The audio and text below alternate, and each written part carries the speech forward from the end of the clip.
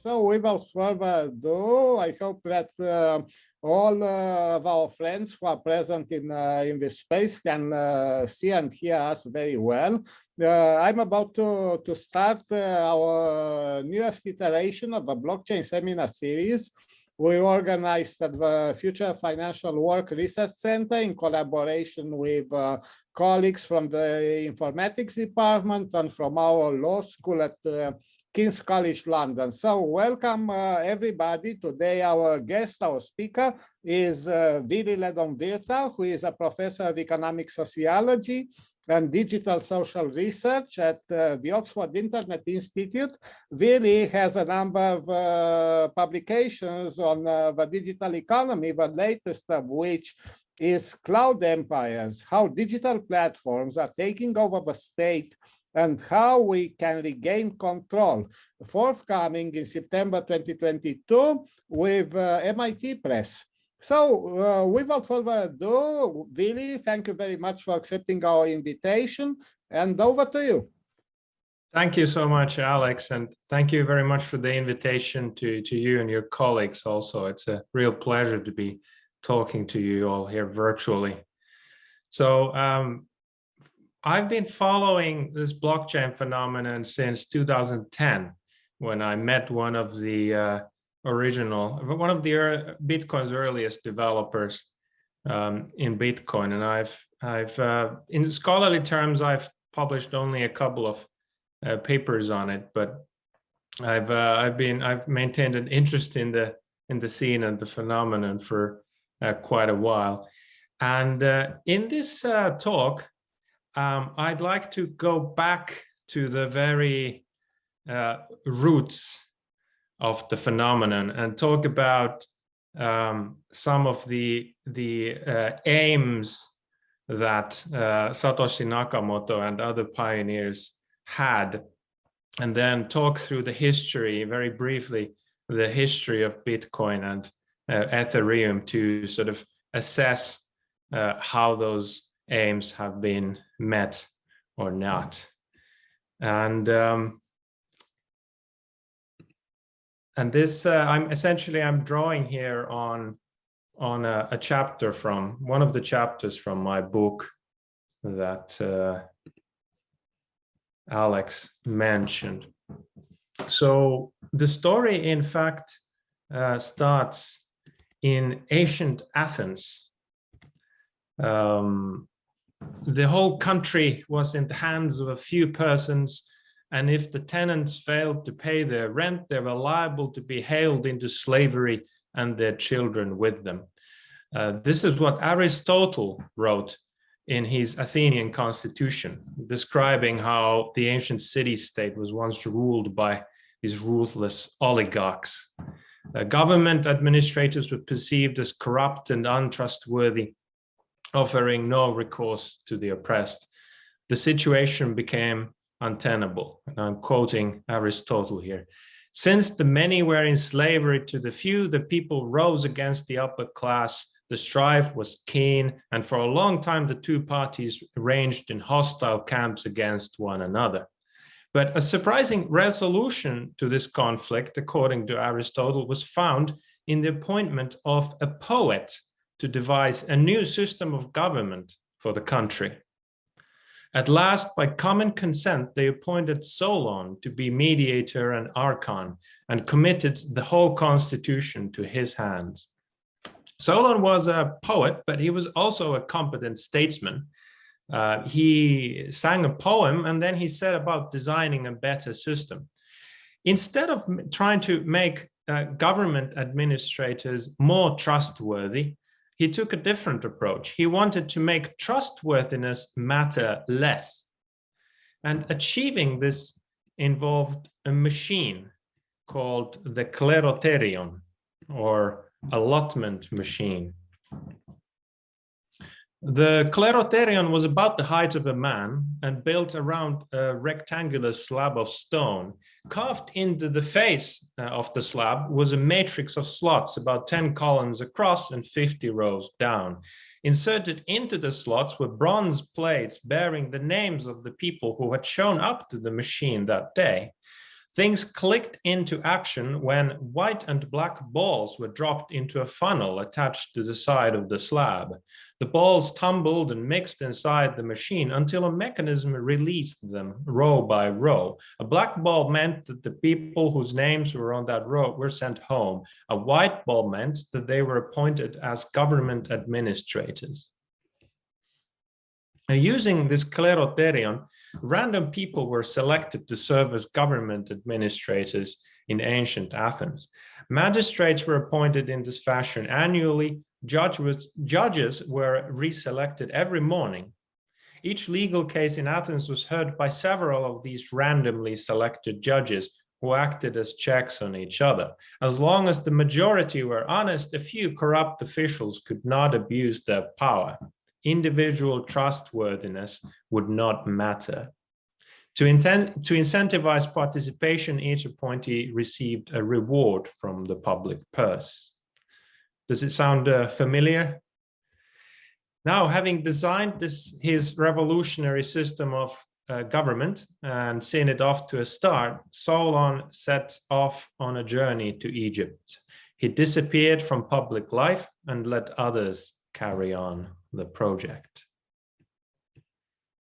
Now, fast forward to 2008. Satoshi Nakamoto was a skilled, if somewhat old-fashioned programmer. On his online profile, he claimed to be born in 1975 and live in Japan. But this was probably just an online persona that he, she, or they had created for themselves. Nakamoto wrote messages in precise British English, cited the London-based Times newspaper, and was active mostly during British daytime hours. Whoever he was, Nakamoto's messages suggested that he was disappointed with how the digital revolution had turned out. Cyber visionaries like John Barlow, the co-founder of Electronic Frontier Foundation and the author of A Declaration of the Independence of Cyberspace, had imagined that the internet would give rise to a social order beyond the reach of governments and powerful corporations. Yet by late 2000s, it was clear that government was not going anywhere, and that the internet was giving rise, if anything, to corporations that were even more powerful than before. Now, in particular, Nakamoto was bothered by how people still had to rely on powerful and opaque financial institutions to manage their finances. The root problem with conventional currency is all the trust that's required to make it work, he wrote. The central bank must be trusted not to debase the currency. Banks must be trusted to hold our money and transfer it electronically. Commerce on the internet has come to rely almost exclusively on financial institutions serving as trusted third parties to process electronic payments. Now, many people at the time held similar sentiments. In 2008, the world was reeling from the effects of the great financial crisis. Due to inept government and selfish corporations that had misled and defrauded their customers, many people had lost their jobs, their savings, and even their homes. Thousands protested on Wall Street, demanding a greater say in how these institutions were being run. But Nakamoto was not interested in making these institutions more democratic in the sense of giving people a greater say in how they're being run. Instead, he wanted to resuscitate the Barlowian dream of a digital social order that wouldn't need such institutions in the first place. No bureaucrats, no politicians who inevitably betrayed their electorate's trust, no elections rigged by corporations, no corporate overlords. Nakamoto still thought that such a social order could be created with technology, and in particular with cryptographic technology. Nakamoto was not the first to believe in the power of cryptography to achieve such goals. A whole subculture of programmers calling themselves cypherpunks and crypto-anarchists had been pursuing political liberation through cryptography for almost 2 decades by that time.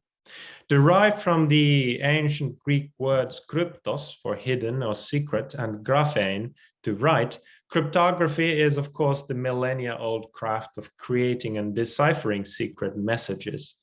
The advent of personal computing gave the discipline a huge boost, and the cypherpunks mailing list at one point reached thousands of subscribers. Cypherpunks' goal was to create infrastructures that could not be controlled by authorities, whether state or corporate. So far, they had successfully built anonymous communication platforms that allowed messages to be exchanged beyond authorities' oversight. But after years of work, they still had not succeeded in building viable payment platforms. As a result, their enclaves remained all talk and no business. We must come together and create systems which allow anonymous transactions to take place, wrote Tim May in a Cypherpunks manifesto already back in 1988. 20 years later, the goal seemed as elusive as ever, and the movement was rapidly losing steam. To understand what the movement was trying to achieve, consider, for instance, the functions of a conventional bank. A bank ensures that whenever someone wants to make a payment, that person actually has enough credit on their account. If the account balance is insufficient, the bank stops the transaction from happening. If the bank's oversight ensures that the same money cannot be spent twice and that the account holders cannot create money out of thin air. In this and other ways, the financial system creates order and makes economic exchange possible between people who entrust their funds to it. But financial institutions can also abuse that trust. They can refuse valid transactions, hold monies hostage, or rig rules to favor insiders, for instance. Trust means belief in someone's good intentions despite an absence of guarantees, so risk of abuse is inherent to it. It boils down to the age-old problem of political science that troubled ancient Athenians too. The authorities protect us, but who will protect us from the authorities? How can we hold power to account? Cypherpunks and crypto-anarchists called this the problem of trust, and they wanted to solve it with technology. In the 1990s, entrepreneurs launched new digital payment platforms to challenge banks' monopoly on mediating payments. Peter Thiel, Elon Musk, and their co-founders started what eventually became PayPal, the most successful of these ventures. But PayPal's administrators imposed fees and policies that many users felt were arbitrary and opaque. There was nowhere to appeal if the platform froze a merchant's account and put them out of business. PayPal broke new ground in facilitating transactions over the internet, but it solved nothing when it came to the problem of trust. Some digital payment platforms tried to adopt more liberal approaches. A platform called eGold asked few questions of its users and rarely policed transactions. It quickly attracted criminal money, and the US government shut it down and arrested its owners. Nakamoto surmised that the problem with these platforms was that they still placed power in the hands of a central authority whom users had to trust. And I'm quoting Nakamoto here, a lot of people automatically dismiss e-currency as a lost cause because of all the companies that failed since the 1990s. I hope it's obvious it was only the centrally controlled nature of those systems that doomed them. A trusted central party could abuse its power, as platform companies often did. At the same time, it was also vulnerable to government takedown. To avoid these pitfalls, Nakamoto wanted to create a trustless platform, one in which the trusted authority was replaced with technological certainty. What is needed is an electronic payment system based on cryptographic proof instead of trust, allowing any two willing parties to transact directly with each other without the need for a trusted third party.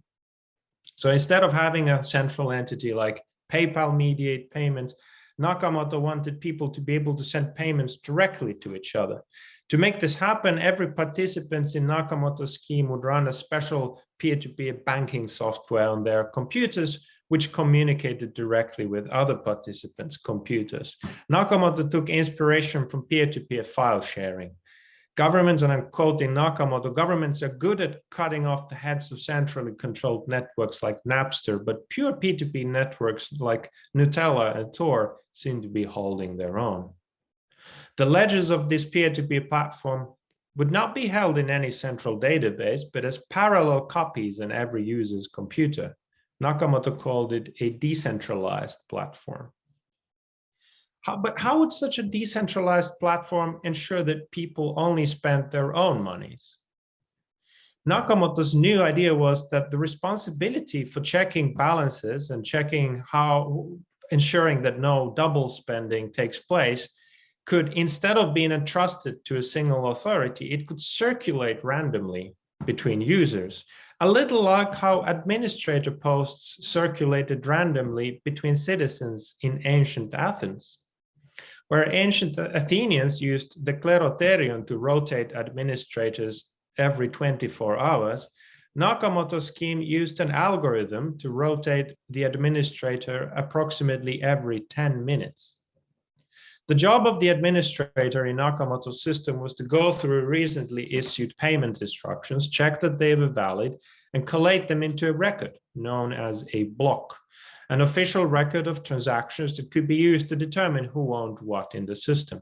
Of course, the administrator would not have to check transactions by hand. All the work would be done automatically by the peer-to-peer software running on their computer. After approximately 10 minutes, the next randomly appointed administrator would take over, double-check the previous block of records, and append their own block to it, forming a chain of blocks. Just like in ancient Athens, this constant circulation of responsibility meant that the administration would be extremely difficult to corrupt. Together, the users would be as powerful as a bank, but individually none would wield power sufficient to coerce another. As long as a majority of the peers remained honest, the platform could maintain orderly records without any single trusted authority. Belief in good intentions was replaced with technological certainty. The problem of trust appeared to be solved. With e-currency based on cryptographic proof, without the need to trust a central party middleman, money can be secure and transactions effortless, wrote Nakamoto. However, a significant problem remained. What if an attacker created puppet accounts until their numbers overwhelmed the legitimate users? It was not difficult to create lots of new digital personas for oneself, especially among crypto-anarchists who soar by privacy and anonymity. The randomly chosen administrator would then in reality end up being the same person again and again, undermining the system's supposed lack of reliance on any single party. This so-called Sibyl attack, named after the Greek pseudonym of a woman who supposedly possessed 16 different personalities, had stumped earlier crypto-anarchists. Poet Solon from ancient Greece had in fact faced a somewhat analogous design problem. In Athens, a randomly selected administration could in theory have been taken over by people from a rival city-state. Rivals could have suddenly showed up in the morning in great numbers and stuffed the kleroterion with their own nameplates. Once appointed to a majority of the city's administrative posts, they could have wreaked havoc on the city. Solon prevented such attacks by limiting eligibility to men who could prove that they owned property in Athens. Candidates' plates were sorted into the machine's columns in accordance with their wealth, so that each row represented a spectrum of men from the richest to the less well-off. For those with no property, the machine simply had no column, nor did it have columns for women or for slaves. Nakamoto's defense against a Sibyl attack was somewhat similar. His scheme required would-be administrators to prove that they owned a CPU. Anyone wishing to have a shot at being selected as the next administrator in Nakamoto's scheme had to make their computer's CPU try to guess a number that would solve an otherwise meaningless cryptographic puzzle. The first participant whose CPU guessed the correct number became the administrator for the next 10-minute block. Although anyone could create as many online personas as they liked, if the personas shared the same computer, their combined likelihood of being appointed would still be no greater than the individuals alone. So they would gain nothing from it, and Sybil was thwarted. Nakamoto didn't invent this technique of requiring users to spend CPU cycles on guessing numbers. It was known among crypto-anarchists as proof of work, work being the cycles expended and proof being the correct guess. But Nakamoto's idea of using this technique to select a randomly rotating record keeper appeared to be a breakthrough. After years of frustration, the crypto-anarchists' dream of a reliable payment platform without a trusted authority suddenly seemed within reach. Everything is based on crypto proof instead of trust, Nakamoto summarized his invention. On October 31st, 2008, Nakamoto announced his invention to the cypherpunks mailing list, and 2 months later, he released version 0.1 of his software. A handful of people joined their computers to his network and began to play around with the platform. Unlike PayPal, the platform couldn't be used to issue payments in US dollars or any other national currency. Instead, the numbers recorded into the chain of blocks represented a new currency unit, Bitcoin. The virtual coins weren't worth anything as such. They were just tokens. Users sent them back and forth just to test the system. Nakamoto released updates to the software, fixing bugs and adding features, and he also set up a mailing list and an online discussion forum for people interested in the project. I keep a list of all unresolved bugs I've seen in the forum. This isn't the kind of software where we can leave so many unresolved bugs that we need a tracker for them, he noted. After enthusiasts had been testing and tinkering with the platform for over a year, Bitcoin still hadn't seen any real use as a payment system. Like any platform, it faced a chicken and egg problem. How to attract consumers when no businesses accepted Bitcoin? How to attract businesses when no consumers used it? Thanks to the financial crisis, trust in established institutions was at a low point. Many people were eager for change. Some small businesses began to experiment with the new digital currency, which was set to offer independence from the old regime. A vegan cafe near where I lived at the time advertised a soy-based cheeseburger meal for 1 Bitcoin. An online merchant began to sell alpaca socks in Bitcoin. The Electronic Frontier Foundation, founded by John Barlow, began to accept donations in the currency. But cafes, merchants, and foundations still had to pay their suppliers and employees in local currency. Perhaps in the future, they might be able to pay suppliers in Bitcoin if it grew into a widely accepted currency. That was what Nakamoto was hoping for. But for now, it was still necessary to convert the virtual coins into a national currency. Fortunately, this was possible on exchanges, emerging trading sites on which people began to buy and sell Bitcoins for dollars, euros, pounds, and yen. As word of this new anti-authority payment platform spread, more and more people became interested. Bloggers took notice. American tech investor Jason Calacanis wrote that Bitcoin was, quote, the most dangerous open source project ever created, unstoppable without end-user prosecution. Swedish libertarian activist Rick Falkvinga explained that you can transfer any amount anywhere instantly without any authority knowing or interfering, and announced that he was putting all my savings into Bitcoin.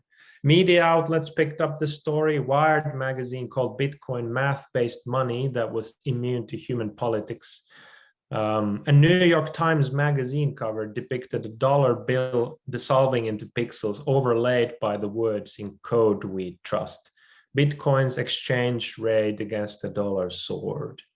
With his system successfully inaugurated, Satoshi Nakamoto began to step back from the project. His forum posts became less and less frequent until they stopped completely. Like the poet Solon, the pseudonymous programmer disappeared from the public stage and entered into legend. Now, Bitcoin's success, as you know, inspired many others to initiate similar projects. Some simply copied Nakamoto's source code, changed a few variables, and launched a competing platform with a new name and currency unit. These platforms and their tokens are now known as cryptocurrencies. Others sought to go further. Russian-Canadian programmer Vitalik Buterin, with some funding from Peter Thiel, PayPal co-founder, and his collaborators created a system called Ethereum. Like Bitcoin, it used a proof-of-work algorithm to randomly appoint computational record keepers who strung blocks of transactions together into an official record. But instead of mere payment transactions, its record could also contain smart contracts, programs specifying that a payment should be carried out only when certain conditions were met, for instance.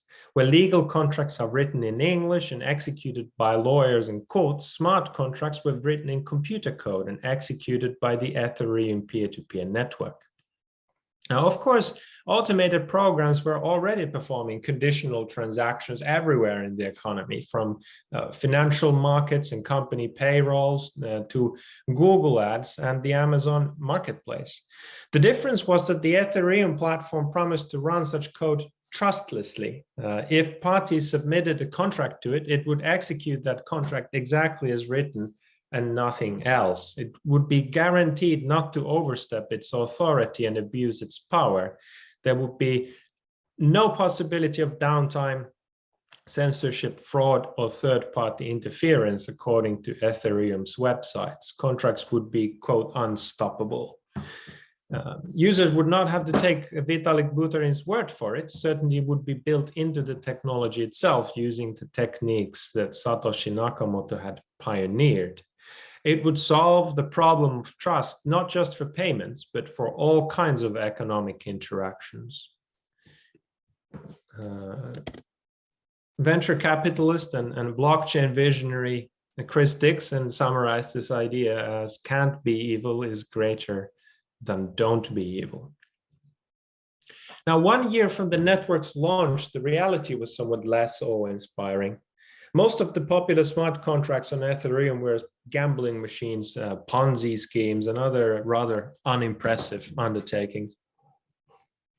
But one shining example of the platform's potential was the distributed autonomous organization, the DAO, a complex set of smart contracts initiated in April 2016. According to its website, it was a new breed of human organization never before attempted, born from immutable, unstoppable, and irrefutable computer code. Participants could deposit money into the DAO in exchange for voting rights that determined how the code would invest its funds. Any profits would be credited to the participants' virtual accounts. The DAO, in other words, resembled an investor-directed venture capital fund, except that it was not incorporated under the laws of any state. Its bylaws were expressed in computer code and administered only by the peer-to-peer network. It was, according to its German creators, existing simultaneously nowhere and everywhere, operating solely with the steadfast iron will of unstoppable code. There were human-readable explanations of how the DAO worked, but its creators stressed that the real rules were those expressed in its code. Any and all explanatory terms or descriptions are merely offered for educational purposes and do not supersede or modify the expressed terms of the DAO's code set forth on the blockchain. Now, I think those of you who know something about Ethereum's history know where this is heading, probably. So crypto-anarchists and tech journalists were enthralled. A TechCrunch story described the DAO as a paradigm shift in the very idea of economic organization. In its first month, the fund attracted over $150 million dollars worth of investment from over 11,000 people. Now, it's a well-established tenet in software engineering that software is never perfect. Despite programmers' best efforts, defects or bugs are guaranteed to remain in almost any code. A metric used to measure software quality is defects per 1,000 lines of code, or clock. According to one industry estimate, freshly written code typically contains around 10 to 50 defects per clock, while fully tested code usually contains up to 0.5 defects per clock. A study of popular open source software packages reported an average of 0.69 defects per clock. And sometimes critical bugs are not discovered until years or even decades later. At just over 2,000 lines of code, the DAO was small by software project standards, and it was carefully vetted before release. But statistically speaking, it was still likely to contain bugs. And indeed, several bugs were discovered within weeks. On June 17th, someone began to exploit them. I think the DAO is getting rained right now, wrote a pseudonymous user on Ethereum's discussion forum. Vitalik Buterin and many others showed up, but they could only watch as cryptocurrency gradually disappeared from the fund, moved out in tranches. In the end, the hacker managed to siphon out around a third of the fund's treasury, about $50 million worth of Ether. As news of this hack spread, the DAO's investors were shocked. Many took to the forum to demand recourse. But from the Ethereum platform's point of view, no rules had actually been broken. The alleged hacker had simply made use of features present in the DAO's code to withdraw funds for themselves. Whether the DAO's creators had put those features there on purpose or not was not something that the automated platform was in a position to judge. The platform's job was simply to execute the code as written. Any bugs were in the eye of the beholder. An anonymous message purporting to be from the hacker emphasized this point. I have carefully examined the code of the DAO and decided to participate after finding the feature where splitting is rewarded with additional Ether. I have made this use of this feature and have rightfully claimed 3,641,694 Ether and would like to thank the DAO for this reward. I am disappointed by those who are characterizing the use of this intentional feature as theft. I am making use of this explicitly coded feature as per the smart contract terms. Yours truly, the attacker. The situation was a catastrophe for the DAO and its investors, but also for the entire Ethereum platform. The distributed autonomous organization was the platform's model application and leading media case study. Around 15% of all Ether in circulation was by this time invested in the DAO.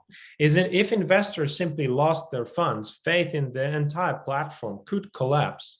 The Ether's exchange rate was in free fall. Buterin undoubtedly felt that something had to be done.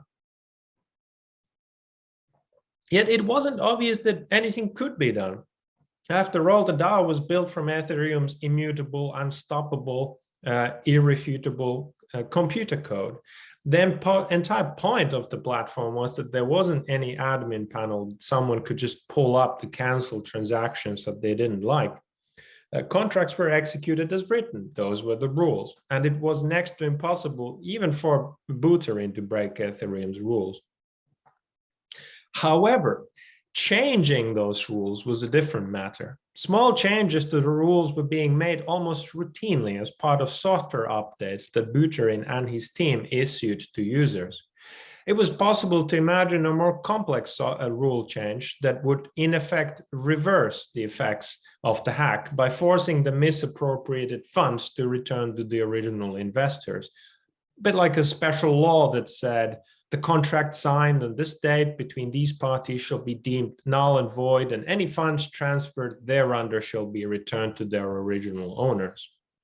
It would be a complex software update, but the process of implementing it would be the same as with earlier updates. Buttering Steam releases an update, users download and install it on their computers, and the new rules take effect. From that point on, the decentralized platform would enforce the new rules with the same steadfast iron will with which it had enforced the previous rules up to that point. Problem solved. Of course, the slight issue with this was that this update would reveal the whole idea of immutable records and unstoppable code as an illusion. For what good for rules administered without any possibility of human intervention if humans could change those rules at will? The update was thus likely to cause some contention. And to Buterin's team's credit, they did not attempt to simply impose it on Ethereum's users. Instead, they began to publicize the problem and their proposed solution to it via discussion forums and blog posts. Thanks to a safeguard built into the DAO's code, the hacker wouldn't be able to spend their crypto takings for another 4 weeks. So there was still time to deliberate. Many users agreed with the proposed rule change. Others opposed it on the grounds that changing the rules retroactively seemed to run counter to the platform's whole idea. In the end, Buttering organized an ad hoc online referendum. Users' voting power was proportional to how much of Ether, a cryptocurrency, they owned. Votes representing only about 6% of all Ether in circulation were cast. Despite the publicity, it's likely that less active owners didn't hear about this hastily organized vote. In any case, the yays beat the nays almost 7-1, and the update was carried out. The DAO's funds were returned to their original owners. This crisis revealed how appeared to be a blockchain system in the end was never really trustless. The network may have enforced rules with robotic impartiality, but people were still in charge of making and amending those rules. In this instance, people decided to amend the rules to confiscate a person's holdings and return them to their previous owners. The point here is not whether this decision was justifiable or carried out in a democratic fashion. The point is that it was possible in the first place. Funds placed in the system were still ultimately entrusted to the care of people, not cryptography. The problem of trust remained unsolved. Ethereum survived, but with a bruised reputation. Much soul-searching ensued. The word unstoppable was removed from the platform's homepage. It turns out we have a lot in common with central banks, commented a former Ethereum project manager. Maybe not at the technical or legal level, but at a political level, people in our community expect us to be able to make things better for them. Similar incidents showed how Bitcoin likewise still ultimately depended on human rulemaking. When Nakamoto withdrew from the project, he handed it over to Australian-American programmer Gavin Andresen. Andresen appointed a team of software developers to help him. His core team issued software updates that added new features and fixed bugs. Andresen downplayed the team's role, suggesting that they merely took care of the plumbing. But one bug was so severe that it would have allowed an attacker to generate new Bitcoins at will. In cases like this, the team didn't necessarily tell the users the full story of the update's purpose beforehand. Users were in effect asked to trust the team. Bitcoin too was ultimately thus not math-based money, but people-based money, not fundamentally dissimilar from the pounds and dollars that Nakamoto has sought to replace. Around the same time, it was starting to become apparent that even blockchain's revolutionary rule enforcement system wasn't quite as trustless as Nakamoto had thought. The idea of using a proof of work scheme to select the administrator in charge of record keeping seemed like a brilliant bit of engineering. It meant that selection was random, but eligibility was tied to something tangible, CPU power. As in ancient Athens, participation was incentivized with rewards. fresh Bitcoins were awarded to the successful appointee each time the selection was performed. Nakamoto called this process mining. Miners' rewards could be substantial. In 2015, the reward per block was 25 Bitcoins, worth over $6,000 on the trading sites. Since a new block was mined once every 10 minutes, the total payouts added up to over 6 million per week, and this is a fraction of what they are today. Mining quickly began to attract professional interest. Data center-style industrial crypto mining outfits emerged, kitted with custom-built hardware and bulk electricity access. Yet, however brilliant a cryptographer Nakamoto was, he clearly was not an economist, for he did not realize that just like gold mining, Bitcoin mining would entail economies of scale. Industrial mining operations incurred much lower unit costs than individual users with ordinary PCs did. The industrialists quickly outcompeted the ordinary users whom Nakamoto had expected to shoulder the system's administration. Instead of circulating between thousands of crypto citizens, Bitcoin's official record-keeping duties began to cycle between a handful of large corporations.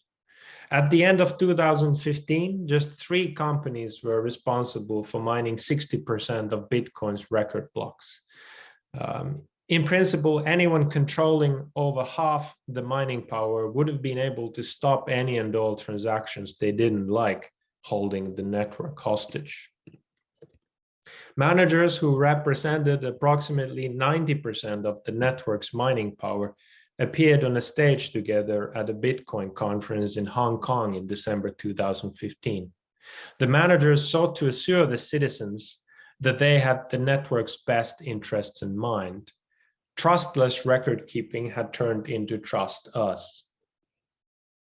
Bitcoin's lead developer Andreessen argued that the concentration of mining power into the hands of a few large corporations was not a big deal because it would not make economic sense for a mining company to undermine the system from which its profits derived.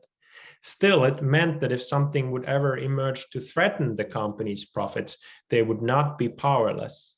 And it turned out that Andreessen himself was about to trigger such a scenario and end up feeling the mining corporation's power.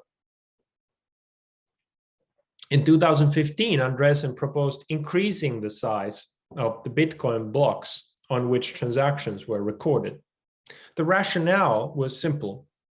At that time, each block could only accommodate at most about 2,000 transactions.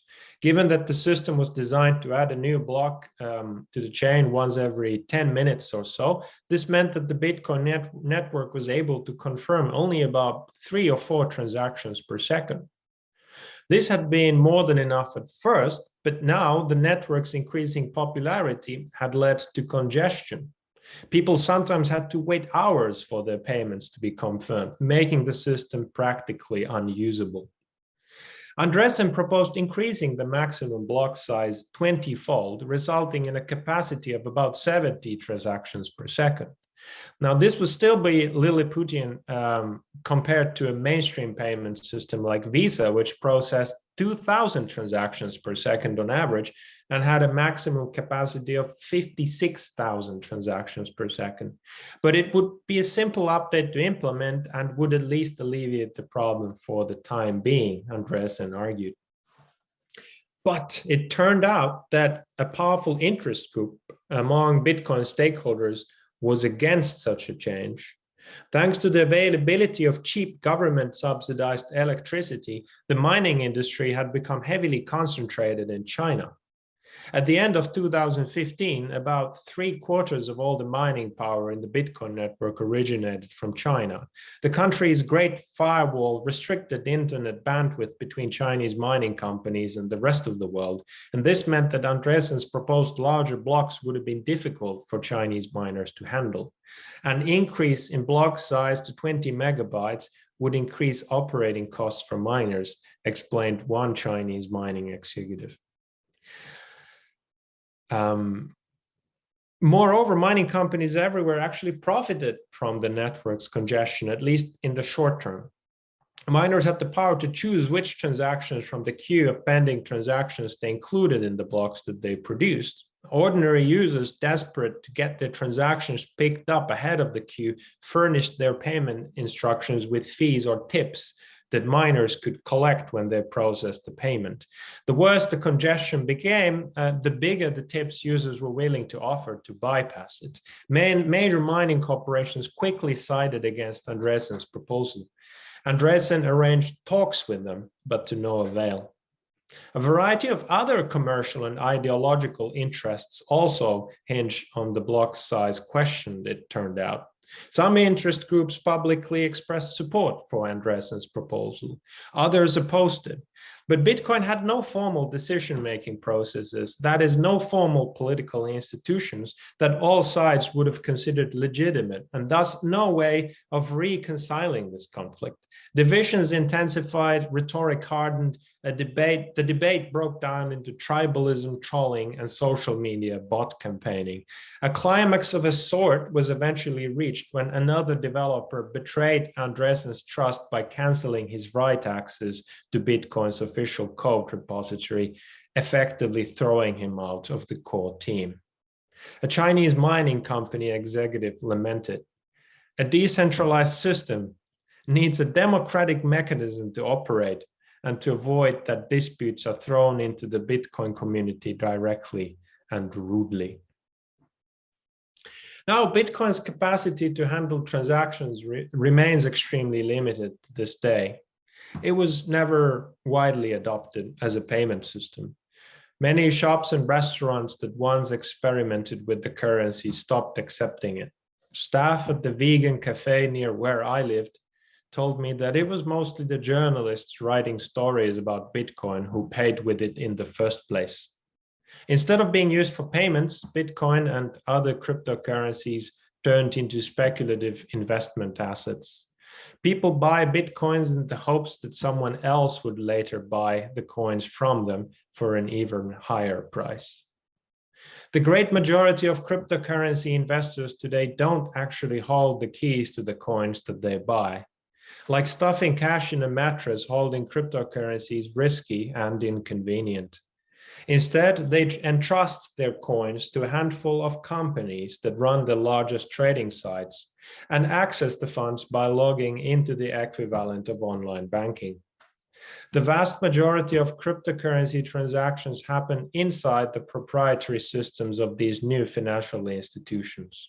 The Bitcoin network functions not as a payment system for ordinary people, but as a sort of interbank settlement network between these institutions.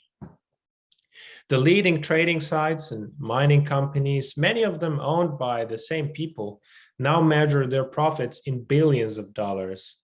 The crypto elite who run these organizations are, if anything, less accountable to the people than the conventional financial and regulatory elites.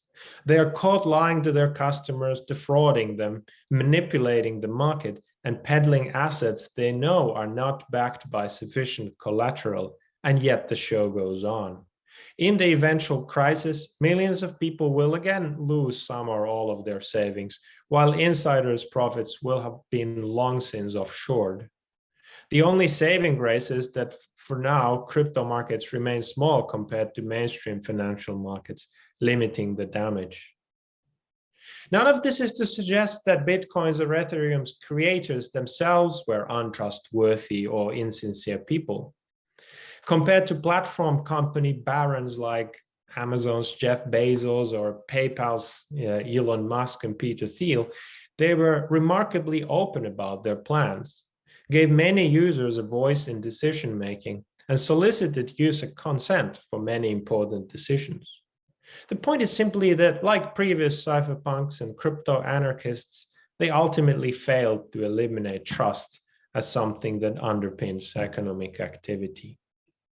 Meanwhile, another unintended consequence of Nakamoto's proof-of-work scheme has become impossible to ignore. Mining corporations' total electricity consumption now rivals the electricity needs of medium-sized countries. The proof-of-work algorithm causes a network's energy consumption to be proportional to its coin exchange rate. As long as crypto investors keep paying fabulous sums for the coins that miners mint, mining corporations will keep burning energy like there's no tomorrow. More efficient mining hardware simply results in larger amounts of hardware being used to burn the same amount of energy. China eventually banned crypto mining, but the industry moved into other countries, led now by the United States and Russia. Ethereum's developers have been trying to implement a less damaging scheme for years. Bitcoin developers have not announced any such plans. Instead, prominent Bitcoin proponents focus on downplaying and denying the system's climate implications.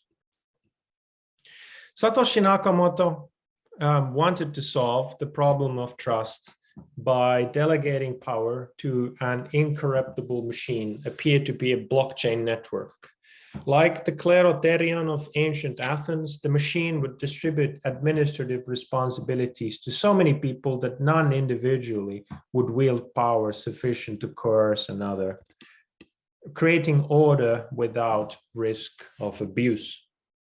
This decentralization of administration didn't quite succeed in that economies of scale concentrated power into the hands of a few large companies. But even if it had succeeded, it still would not have eliminated trusted authorities from the system, because Nakamoto did not design anything comparable to the other crucial aspect of Athenian democracy, the decentralization of legislation. Legislation and administration are two sides of a coin. Legislation creates rules while administration applies them. Solon designed institutions for both. Nakamoto was so concerned with creating an incorruptible administration that he paid no attention to legislation. While administration can to some extent be automated, legislation cannot. You will not find a solution to political problems in cryptography. Somebody on the mailing list warned Nakamoto when he first announced his project. But Nakamoto missed the point and proceeded as if politics in his system did not exist. For many years then, blockchain developers believed, or at least pretended, that they were mere plumbers. To acknowledge that they were in fact politicians on whose decisions so many fortunes now hung run counter to their crypto-anarchist creed. Thus, they tried to keep everything informal and resisted creating formal political institutions that could have distributed legislative power more widely, but would have also revealed their own de facto power. Crises like the DAO attack and the block size conflict finally forced developers to confront their blockchain's politics. They tried to govern their software as a traditional open source project, but into the mix now entered investors, trading sites, billion-dollar mining corporations, shady Bahamian banks, and other stakeholders with financial interests and resources to spend. Open source dissidents' traditional weapon, the fork, was dulled in the presence of network effects, and it was completely off the table for any blockchain intended to maintain a definitive record of who owned what in the real world. In the absence of formal processes, many important decisions turned into backroom politics and social media warfare. Most ordinary users had no idea who the system's power blocks were, what goals they pursued, or whose social media accounts they funded. Most journalists continued to write stories of math-based money that somehow ran itself. So to conclude, in his quest to eliminate trusted authorities, Nakamoto succeeded mainly in obscuring who the authorities were. His complicated attempt at substituting technological certainty for human fallibility resulted in such a convoluted system that power holders became difficult even to recognize, let alone call to account. His pseudonym and his Solon-like vanishing act conjured a legend over his creation, which further obscured its workings. In attempting to forego the need for popular rule, as in Athenian democracy, he instead ended up enabling a regime of secretive rule, a cryptocracy. Thank you very much for your attention. Thank you very much, Vili. Very interesting and to some extent, I should say also provocative talk, a lot of issues to discuss. So I would open now the floor to discussions. Please raise your hand and I will take care of queuing up contributions. Yes, I hope it was provocative. That is the intention. Well, let me start with the following question, just to warm up the atmosphere, so to speak. So you provided us with a narrative of failure, looking back to the the original Bitcoin project and what became of it over a decade or so, or more than that. But the real puzzle for me was actually it was a double puzzle. On one hand, it's puzzling that such a failure doesn't seem to be one in the sense that the project has multiplied, has gotten out of control, and so on and so forth, but it is going on. It hasn't stopped. It's not being abandoned. Quite the contrary. Definitely, it's not being abandoned by financiers, by the people who put money into this. So look, shifting the gaze from the past into the future, what do you make of this puzzle of failure that doesn't, people seem to be very comfortable with this failure. They don't seem to worry too much about it. They don't seem to be stopped by hacks. They don't seem to care too much, or at least we wouldn't see them pouring more money into this project. So that's the first puzzle for me. And the second puzzle, and I'd like you to reflect upon it a little. And the second puzzle is as follows. So the original project was indeed a political project, indeed, to solve the problem of trust. Meanwhile, it has multiplied and it has changed. What is left there? We see a multiplication of projects. We don't have any more this kind of clarity of purpose present in the original project. So where do you see that going? It's again a kind of request to shift the gaze from the past, looking into the future. Thank you very much, Alex. I could talk a lot about this. Why is it still? So the question of, well, if it has failed to meet its original aims, why is this project still going on? And in fact, going if measured in terms of money invested, going on even stronger than before. And that is an excellent question. And there's many ways of addressing this. And I will start from, and I could talk about this for a long time, but to be brief, I'll start actually from your second question, the fact that you pointed to the fact that now we have a multiplication of projects and they have different narratives, and the purpose has become less clear. And I will say that, every time the original vision was one of trustlessness, as I presented very clearly, there's no doubt about it. Trustlessness was the point, and use for payments, a payment system was what Satoshi Nakamoto and cypherpunks needed and wanted. But when that vision failed, a new vision was put forward in the media, in white papers, on social media. And that was a vision of an uncorrelated asset, a store of value, and so on. When that vision failed, then yet another was put in its place. So then we have the DAOs, we have the decentralized finance, we have NFTs is only the latest. So every time the kind of bubble bursts, because it has burst many times now, right? If you look at the exchange rates of major cryptocurrencies, they show this kind of a pattern of kind of growing amplitude of bubble and burst.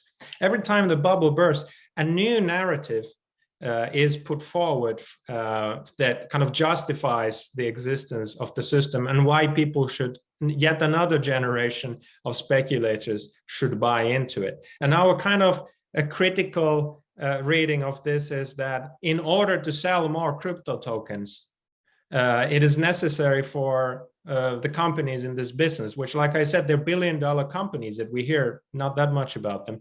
In order to sell their product, the intrinsically worthless crypto tokens to yet another generation of speculators, it is necessary to present some new reason to believe in the project. And it's always in the future, right? Like you said, the future keeps changing. The present is the same, but the future keeps changing. And this way, the kind of story keeps going on. And journalists also forget to ask, like, journalists who are writing about how these cafes are now starting to accept in London a Bitcoin as a payment system. They never went back to ask, are you still accepting Bitcoin as a payment system? No, they abandoned that line of story and they pick up the latest story, which is that now it's not about payments anymore. Now it's about something else. And as long as we kind of are ready to just always give up on the previous story and just embrace the new one, then the bandwagon can keep going on and on and on. And then people ask, well, is it a bubble? Is it going to end at some point, to burst? There's two theories of this. One is that a bubble bursts when there are no more people to sell it to, right? Somebody is left holding the bag and they try to sell it to the next person and there are no more next persons. We've run out of buyers.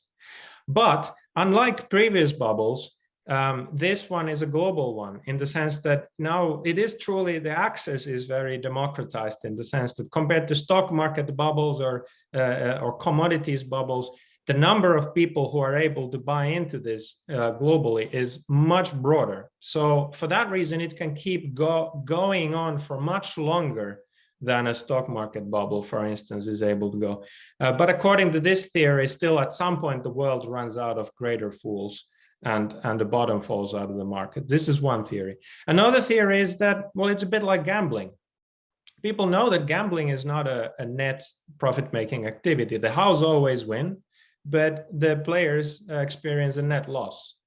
And yet we still have gambling. So it's possible that as an activity comparable to gambling, to lottery, it will keep going. And if you look at there is some suggestion that, the demographics of cryptocurrency speculators, the individuals, they're not that dissimilar from the demographics of those who buy lottery tickets. It's people who are not doing that great in their lives necessarily, and they want some hope in their future, and they're willing to take a chance to try to change everything and change their lives around.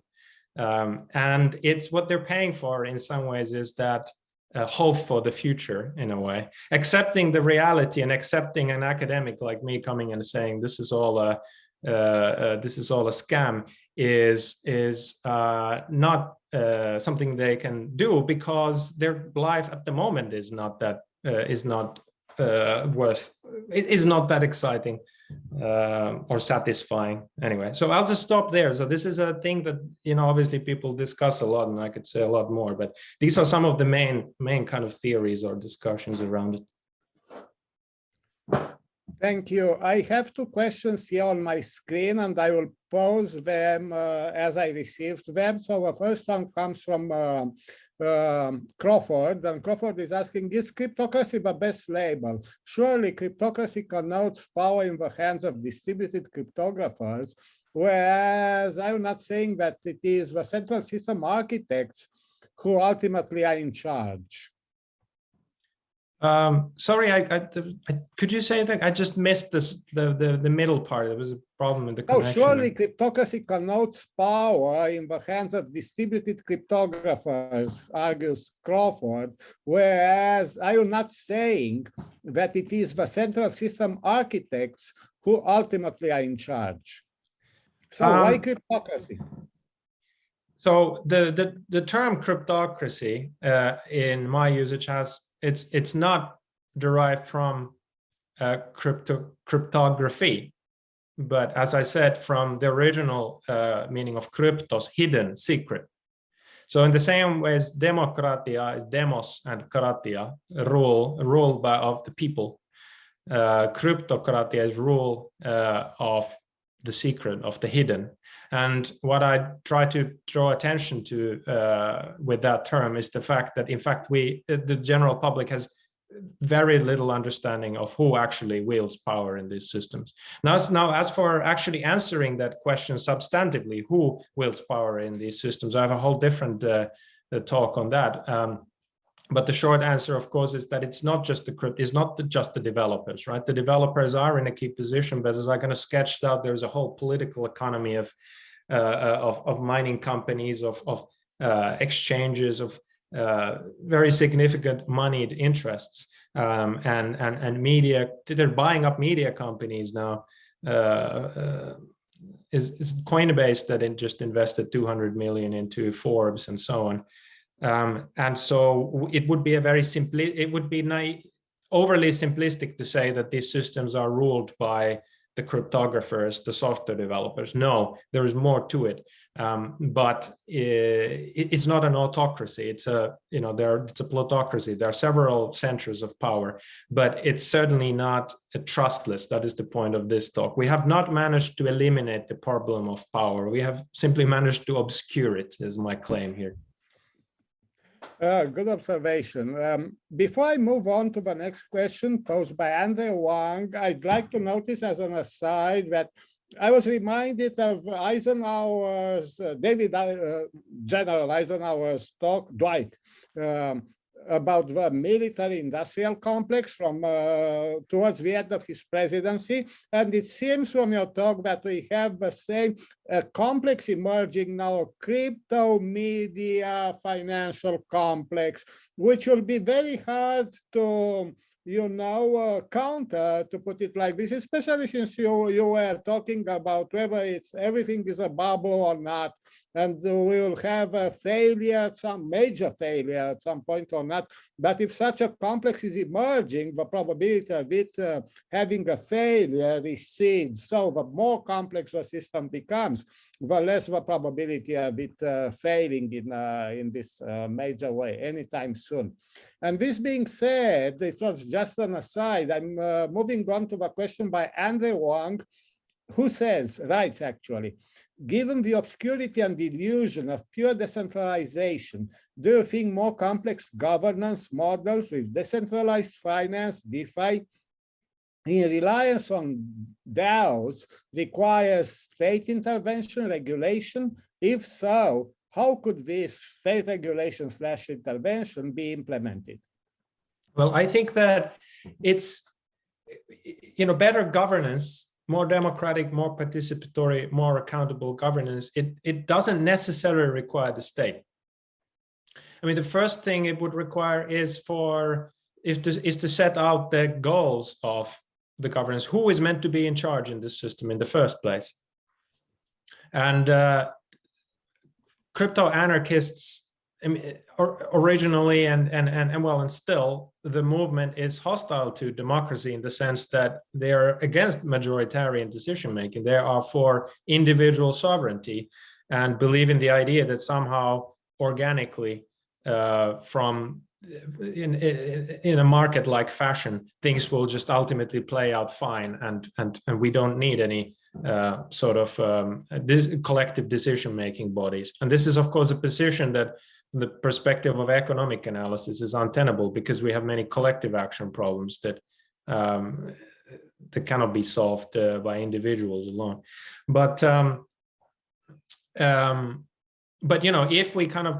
if we were able to leave behind this legacy of this kind of quite extremist individualistic thought, and accept the fact that, well, yes, we need systems that have collective decision-making institutions built into them, then we can, I believe, even without state intervention, make progress. Having said that, I think that state intervention is certainly necessary from a sort of investor protection perspective. In the United States, as well as in Europe, we have over centuries, in fact, developed regulations to regulate the marketing and sales of securities and other financial assets, not because the regulators are overzealous, but because these regulations have always been introduced as a response to a specific problem. Something has gone terribly wrong, a crime has been committed, and then we've tried to make it so that that could not be done again by introducing an additional regulation. And I think the same kind of needs to happen in the crypto finance markets. Now, one more point, if I may.